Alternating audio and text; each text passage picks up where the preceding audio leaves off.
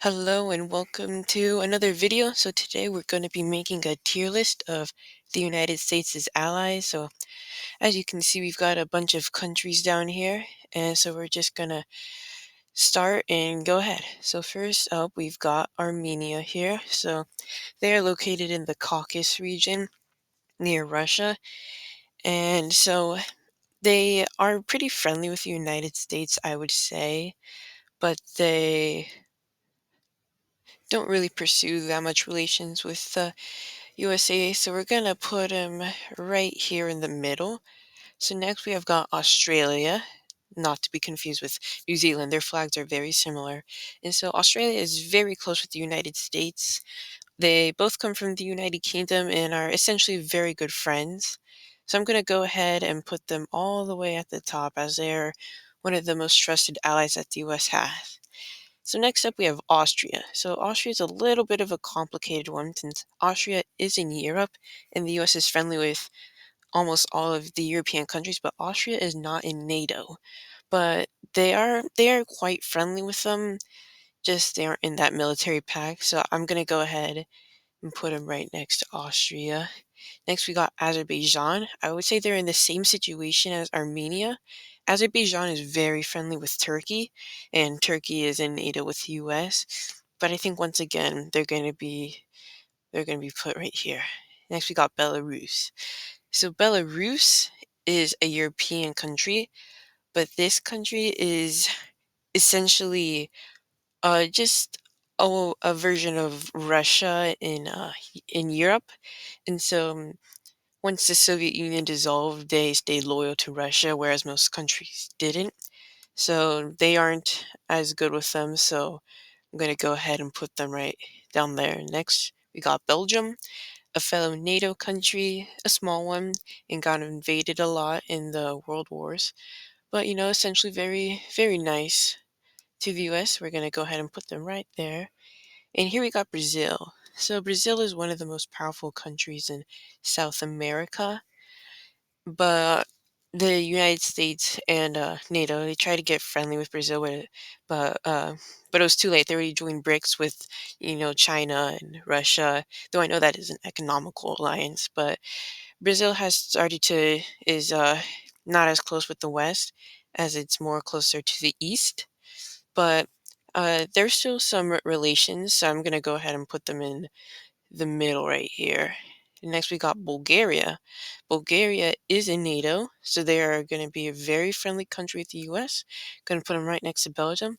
And here we got is Canada, US quite literally closest ally since they border them, and they're very close. They would essentially, I would say, defend each other with their lives. So I'm going to go ahead and say Canada is at the top right there with Australia.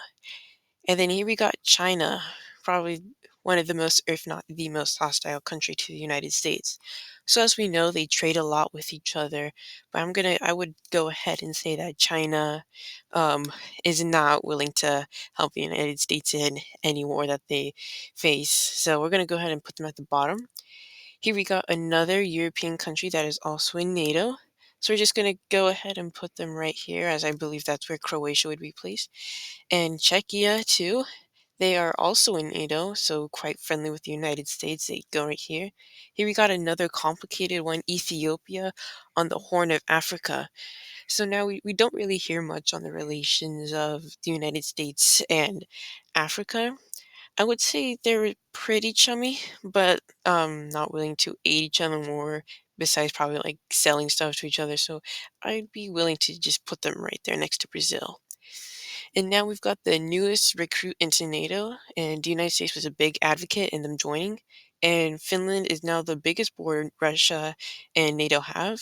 And so I'm going to go ahead and put them up here as the United States really wanted them to get into NATO.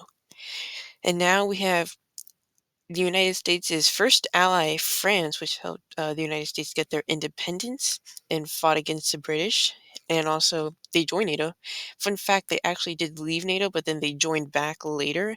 But they are very, very good with the United States. So we're going to go ahead and put them up here. Now we got Georgia, the final Caucasus nation. This Georgia recently got invaded by Russia, and so the United States has been a huge advocate in helping Georgia. And if Georgia were not to be invaded by Russia, I'm fairly confident they would have joined NATO. And so I'm willing to put them right up here next to Czechia. And then here we have Germany, another NATO country, very close to the United States. I believe they have the fourth highest GDP in the world, and they're very close, very powerful. And so we're going to go ahead and put them up here. And then here we have Greece and Hungary, both NATO countries. So I'm gonna go ahead and put them right here. They don't. I wouldn't say they contribute too much to NATO, but it's very good that they're in the alliance and they're friends with the United States. Here we got India, a very very important ally for the United States because they are the fourth most powerful country in the world and now the most populated country in the world, and they border China. So India is willing to ally more with the United States than they are with China, but I'm not too sure on if the United States and China would go to war if India would help with the United States, or India's just pretty close to the United States. So I'm gonna go ahead and put them in the middle right here. And then next here we have Iraq, and I think we all know where this would go after, the United States invaded them in 2003 and then occupied them for a few years. They aren't too close. And then we have another leading ally of NATO, very powerful and very close to the United States after the Second World War. We're going to go ahead and put them right to Germany, their old ally. Here we got Japan. So Japan is a very interesting one. They have no military pact, I believe, but they're very close and willing to help each other in a war. So let's say like North Korea decided to invade South Korea, Japan would probably be the first to help out before the United States get there, and they're a very close ally that the United States can rely on. And here we got a Baltic state in NATO, so we're just gonna go ahead and put them up there where I believe they belong. Here we got Libya, another African nation in the north, just south of Italy. Um, I would put them down here as the United States isn't too close with them. The United States doesn't really pursue relations with many African countries. I believe this is where they belong. And another Baltic country in NATO, go ahead and put them up there, very very close. I would do the same with Luxembourg in NATO, and they're gonna help the United States. And here we got another bordering country with the United States, the other one besides Canada, Mexico. So they're very close, but Mexico isn't like Canada, where they are in the North Atlantic Treaty Organization. So I am not too sure on where they would stand in a war. Like if the United States got in a war with a country, so I'm gonna go ahead and put them right there next to India. Here we got Mongolia. Mongolia's situation is very interesting. They are sandwiched between Russia and China. That must be very scary. But just like Mexico, I'm not too sure on how they'd fare with the United States, so I'm going to go ahead and put them in the middle. And then here we have Montenegro. Just recently came out of Serbia, and I believe the United States does believe they are a country and are outside of it. I'm not sure if they're in NATO or not, but I would put them right here next to Luxembourg. And then Netherlands looks a lot like Luxembourg. They are in NATO, very close to the United States, so we're going to go ahead and put them right there. And then, so here's the New Zealand flag, not to be confused with Australia. Very, very close with the United States. Much of the same situation as Australia. We're going to go put them right there, willing to help the United States with anything. Norway, the first Nordic country to join NATO, I believe. Very close with them. We're going to go ahead and put them up there.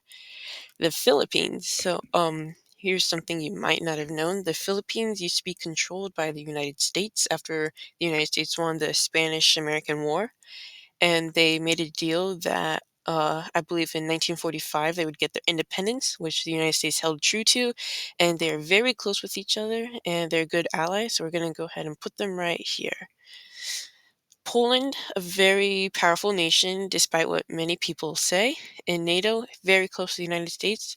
Put them right there. Portugal, I would put them right here in NATO also. And then um, Romania, I'm going to go ahead and say this is Romania. Chad and Romania have the exact same flag, so I'm going to say this is Romania, a NATO country, very close to the United States. There's a war. Romania would have to help out because they are in NATO, so I'm going to go ahead and put them right there. Here you got Russia. Depending on who you ask, the second or third most powerful nation. I personally say China is the number 2 most powerful nation, but Russia is essentially the United States' main enemy, I would say. So um, they uh, they aren't friends at all. But actually, in World War I and World War II, they were friends. In World War II, when they were the Soviet Union, they helped liberate Germany and Berlin and helped end that. They were pretty good. But once the Cold War started, they weren't friends. Saudi Arabia, one of the few Middle East countries that are pretty close with the United States. I would I would put them at the top of this tier. And Serbia. Serbia is not in NATO and is a little hostile towards the USA because the USA helped free like Albania and sided with the dissolving of Yugoslavia. So I would put them down here as they aren't willing to help the United States, I would say. And then Slovakia, I want to say. It's either Slovakia or Slovenia, but both are in NATO. So we're going to go ahead and chuck them right there.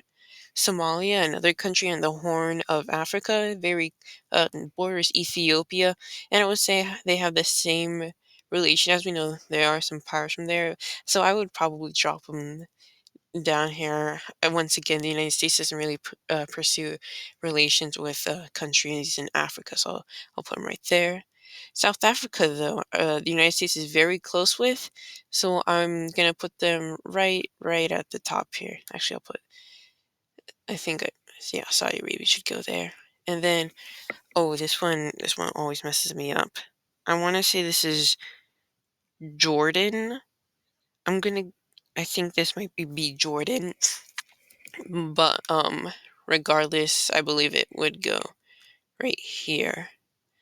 Thailand.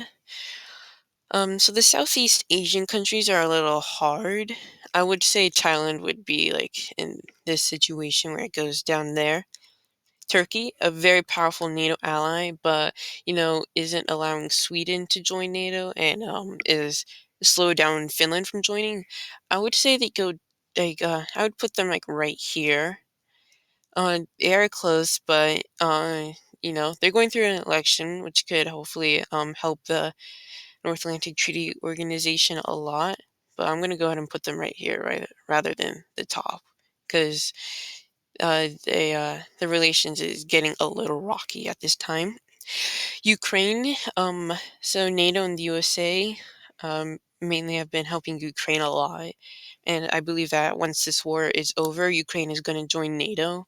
So I'm going to go ahead and put them up there because their relations just began as the war started, and they just became friends. The UK, the United States' probably first enemy, is actually now one of their greatest friends. So I'm going to uh, go ahead and put them up here. And then we got the United States down here. Of course, we know that the United States is number one. They never lose, so they're going to go ahead and go up there. So yeah, this is my tier list. You can go ahead and comment down below whether you agree with what I said. If I did make any mistakes, I apologize. I'm still learning about geography, history, and geopolitics. I'm very interested in these, and I would like to make more videos on this. So if you did enjoy, please let me know and just tell me your thoughts. And thank you for watching me or for watching this. I appreciate you taking time out of your day to help support me. And I apologize for the audio.